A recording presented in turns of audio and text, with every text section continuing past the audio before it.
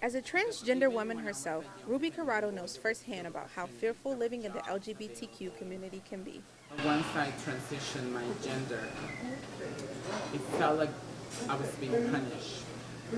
And I experienced a lot of discrimination, a lot of violence.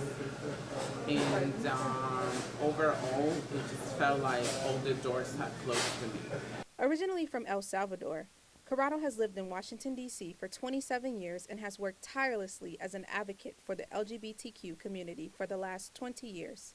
So early on, I became an activist for these franchise communities, such as trans people, LGBT, and immigrants, who also in DC were finding very few opportunities. Corrado created the nonprofit organization Casa Ruby in April 2004 in order to meet the needs of Latina transgenders and LGBTQ immigrants. It has since grown to reach many races and cultures within the LGBTQ community. She goes above and beyond for everyone.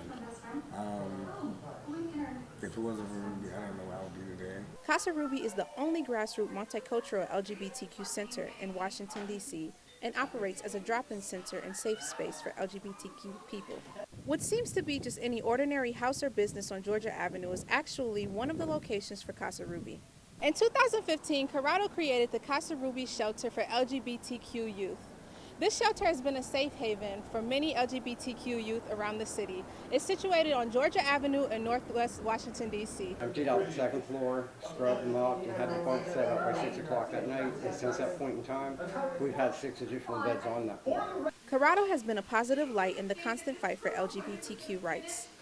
One of the first things that Ruby said to me was, no one should ever go cold, no one should ever go hungry. And I agree with that 100%. As for her legacy, she will be known as this. Ruby is Ruby.